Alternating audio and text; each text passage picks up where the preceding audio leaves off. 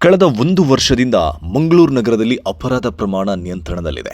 ಪೊಲೀಸರು ಕಾನೂನಿನ ಚೌಕಟ್ಟಿನೊಳಗೆ ಅಪರಾಧಿಗಳ ವಿರುದ್ಧ ನಿರಂತರ ಕ್ರಮ ಕೈಗೊಳ್ತಾ ಇದ್ದಾರೆ.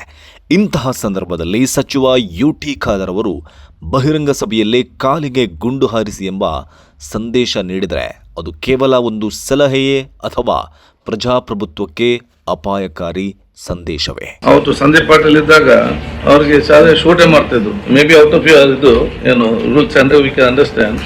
ಬಟ್ 4-5 ಆದಾಗ I was a district minister. I am just ಉದಾಹರಣೆ. ಯಾರು ಸ್ವಲ್ಪ ಹೆಚ್ಚಿ ರೌಡಿಸಮ್ ಡಕಾಯತೆಲ್ಲ ಮಾಡಿದ್ರೆ ನೇರವಾಗಿ shoot for the leg or hand. ನಿನ್ನೆ ಮಂಗಳೂರಿನಲ್ಲಿ ನಡೆದ ದಕ್ಷಿಣ ಕನ್ನಡ ಜಿಲ್ಲೆಯ ವಿಪತ್ತು ನಿರ್ವಹಣಾ ಸಭೆಯಲ್ಲಿ ಆರೋಗ್ಯ ಸಚಿವ ಯುಟಿ ಖಾದರ್ ಅವರು ಮಂಗಳೂರು ನಗರ ಪೊಲೀಸ್ ಕಮಿಷನರ್ ಸುಧೀರ್ ಕುಮಾರ್ ರೆಡ್ಡಿ ಅವರೊಂದಿಗೆ ಕಾನೂನು ಸುವ್ಯವಸ್ಥೆ ಕುರಿತು ನಡೆಸಿದ ಸಂಭಾಷಣೆಯ ವಿಡಿಯೋ ಈಗ ರಾಜ್ಯಾದ್ಯಂತ ಚರ್ಚೆಯಾಗ್ತಾ ಇದೆ.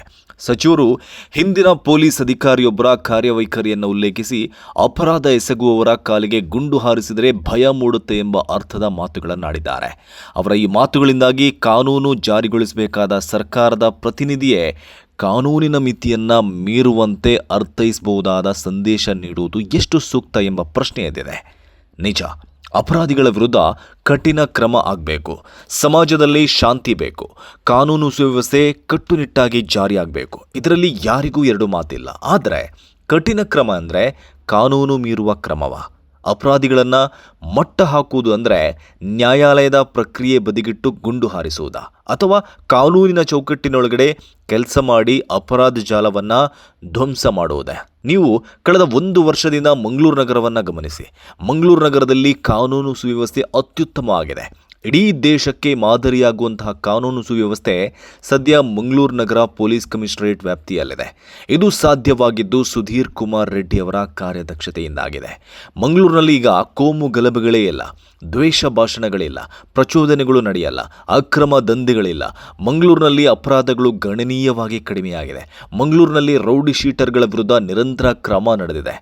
ಬಂಧನ, ನಿರಂತರ ನಿಗಾ, ಕಾನೂನುಬದ್ಧ ಕಾರ್ಯಾಚರಣೆಗಳ ಮೂಲಕ ಅಪರಾಧ ಚಟುವಟಿಕೆಗಳನ್ನು ನಿಯಂತ್ರಿಸಲು ಪೊಲೀಸ್ ಇಲಾಖೆ ಪ್ರಯತ್ನಿಸಿದೆ.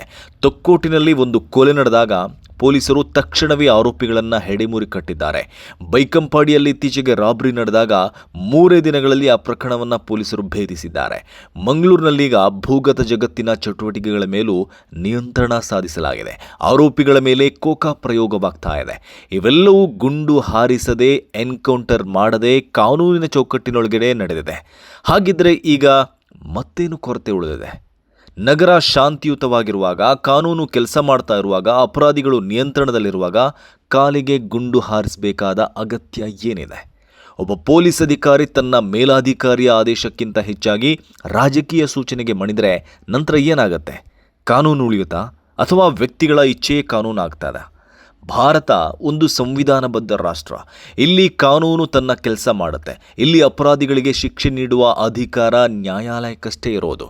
ಪೊಲೀಸರ ಕರ್ತವ್ಯ ಅಪರಾಧಿಯನ್ನು ಬಂಧಿಸುವುದು, ಸಾಕ್ಷಿ ಸಂಗ್ರಹಿಸುವುದು ಮತ್ತು ನ್ಯಾಯಾಲಯದ ಮುಂದೆ ಹಾಜರುಪಡಿಸುವುದು. ಗುಂಡು ಹಾರಿಸುವುದು ಕೇವಲ ಅತ್ಯಂತ ಅಪರೂಪದ ಮತ್ತು ಕಾನೂನುಬದ್ಧ ಆತ್ಮರಕ್ಷಣೆಯ ಸಂದರ್ಭಗಳಲ್ಲಿ ಮಾತ್ರ ಸಮರ್ಥನೀಯಾಗಬಹುದು. ಅದು ಯಾವುದೇ ರಾಜಕೀಯ ಸಲಹೆ ಅಥವಾ ಸಾರ್ವಜನಿಕ ವೇದಿಕೆಯ ಹೇಳಿಕೆಯಿಂದ ನಿರ್ಧಾರವಾಗುವ ವಿಷಯ ಅಲ್ಲ.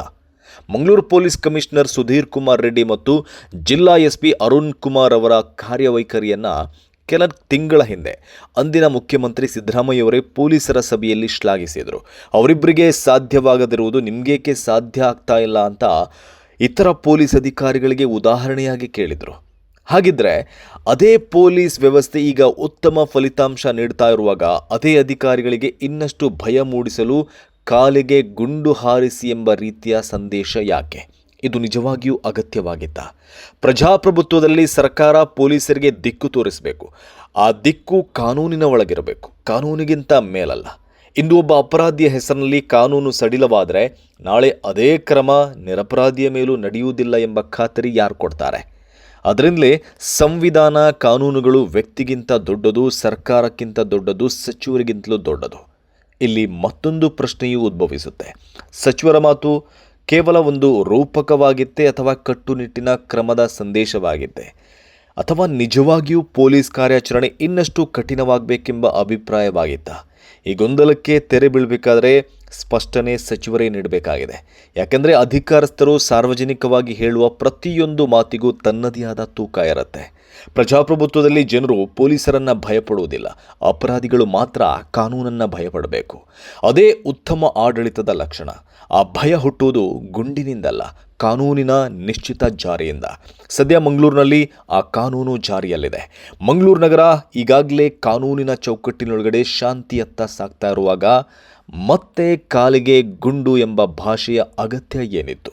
ಒಬ್ಬ ಸಚಿವರು ಪೊಲೀಸ್ ಅಧಿಕಾರಿಗಳಿಗೆ ನೀಡಬೇಕಾದ ಸಂದೇಶ ಕಾನೂನು ಕಟ್ಟುನಿಟ್ಟಾಗಿ ಜಾರಿಗೊಳಿಸಿ ಎಂಬುದಾಗಬೇಕೇ, ಅಥವಾ ಗುಂಡು ಹಾರಿಸಿ ಎಂಬ ರೀತಿಯಲ್ಲಿ ಅರ್ಥೈಸಬಹುದಾದ ಮಾತುಗಳಾಗಬೇಕಾ?